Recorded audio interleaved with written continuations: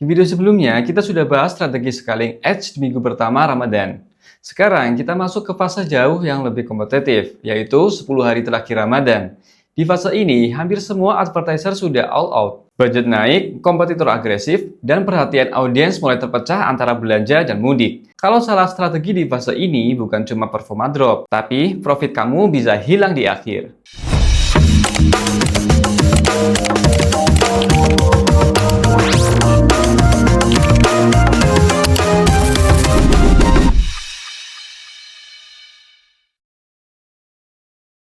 Yang pertama, pahami perubahan mindset audiens.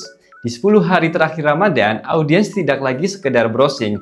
Mereka butuh cepat, butuh kepastian barang sampai sebelum lebaran, dan lebih sensitif dengan waktu pengiriman. Jadi, komunikasi kamu harus fokus ke kepastian dan kecepatan. Gunakan angle seperti order hari ini, kirim hari ini, estimasi sampai sebelum lebaran, atau last change sebelum cut off pengiriman. Ini yang bikin mereka ambil keputusan yang lebih cepat. Yang kedua, jangan overscaling. Banyak yang lihat order mulai naik lalu langsung naikin budget besar, padahal di fase ini CPM biasanya paling tinggi.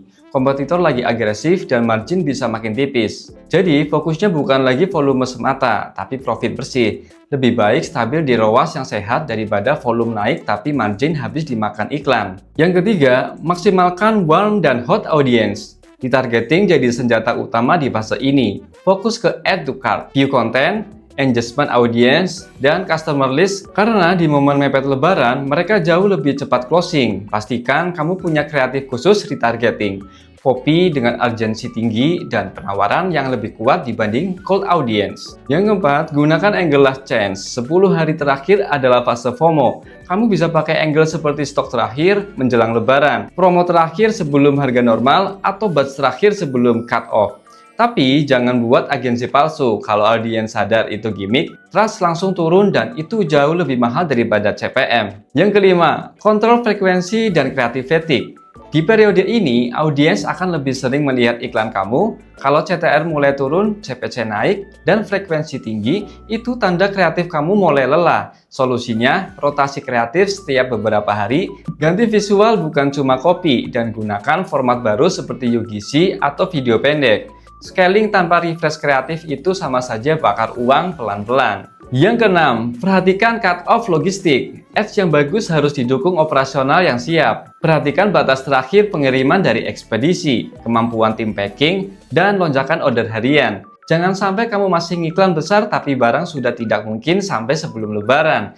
Ujungnya, refund, komplain, dan rating brand kamu turun. Yang ketujuh, siapkan transisi setelah lebaran. Advertiser yang rapi tidak berhenti di H-1 lebaran.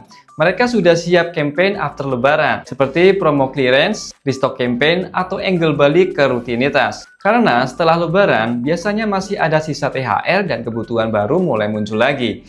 Jadi jangan langsung matikan semua campaign, tapi siapkan transisinya dari sekarang. Jadi di 10 hari terakhir Ramadan, kuncinya bukan sekedar scaling, tapi kontrol dan efisiensi. Fokus ke urgensi dan kepastian, jaga profit bukan cuma volume, maksimalkan retargeting, kontrol frekuensi dan kreatif, sinkron dengan logistik, dan siapkan fase setelah lebaran. Ramadan memang momentum besar, tapi yang benar-benar untung bukan yang paling agresif di akhir, melainkan yang paling rapi mengelola momentum dari awal sampai closing. Sampai ketemu di ngobrolin bisnis berikutnya.